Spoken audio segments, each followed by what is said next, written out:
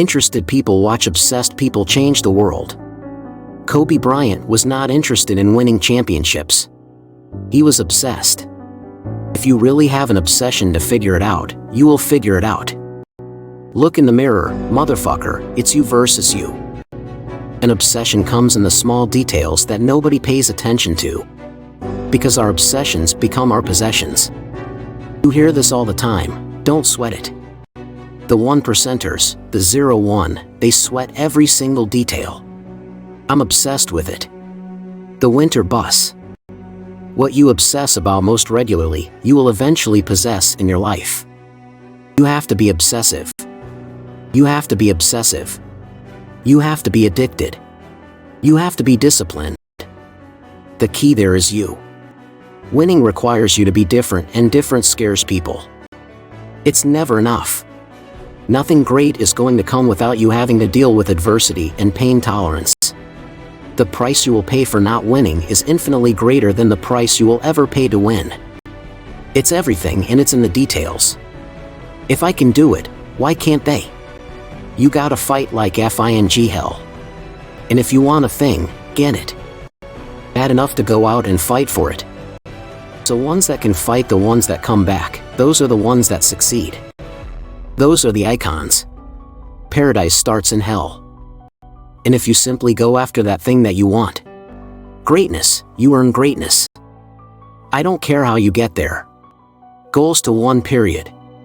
Difference scares people. And anytime anybody's told me I'm crazy, I've always thanked them for that, because it gave me the ability to see and do things that other people can't do, and acknowledge things that other people won't acknowledge. If you're obsessed with taking your business, your sport, whatever it is to another level, stand up. You must be able to deal with pain. And the more understanding you have of what's causing you the pain and how you've dealt with it is going to determine how successful you will be in whatever you choose in life. It's on you. Your failure and your success is on you. I think the thing that people misunderstand about success is they're looking for the easiest way to get there. Look at the most successful people in the world. They're the most coachable. They have the least amount of doubt, You usually have doubt because of what somebody else is going to think of you. So the people that aren't going to see your vision, people didn't see Jeff Bezos as a vision. People see Elon Musk, people see Kobe and Jordan's vision, and that's okay, but you've got to be willing to see it in yourself. Everyone's going to hit adversity. It's how you deal with that adversity. And the key word is you're not letting somebody else deal with that adversity. You have to deal with that adversity and how you deal with it. Are you going to fight through it, or are you going to curl up and just roll over into the corner? People talk about this all the time. Losing builds character. Well, how much character do you need? Your dreams and thoughts better be so big that they better scare you. They better scare you. 'Cause you're not thinking big enough that you don't want it. It has to be something that nobody else has thought about before or done before. The process it takes to be number one and stay at number one. You're not yet. You're not. Very few people understand what winning and success does to an individual's mental health. Everybody wants to sit in your seat. Until they have to sit in your seat.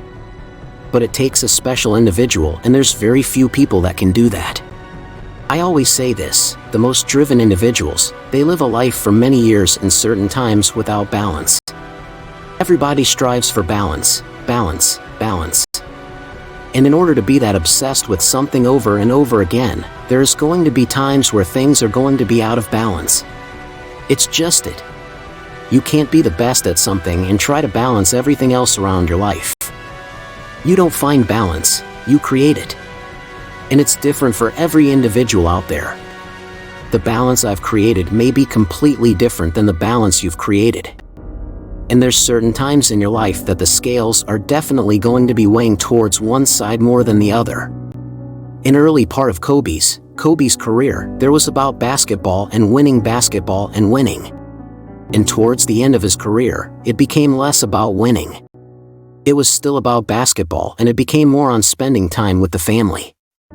But you have to surround yourself with people. You have to surround yourself with people, with individuals that would be selfish for you. They understand your obsession. They understand your drive.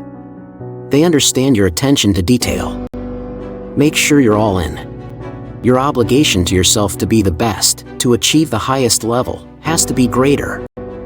The pressure you put on yourself has to exceed anybody else's pressure that puts on you. You gotta start winning. It's a mindset. Before you have an exceptional skill set, you have to have it. You have to have a great mindset. The stronger your mindset is, the greater your skill set is going to be. They gotta want it. It's what fuels you. What's fueling that desire? Individuals that can control it, harness it, acknowledge it, know how to use it. It takes them to a completely different level. You have to win with all of you. Everybody can handle pressure. You know what? Most people decide not to. But why is it worth it? Because the results are so effing good. I have to be at my best to win.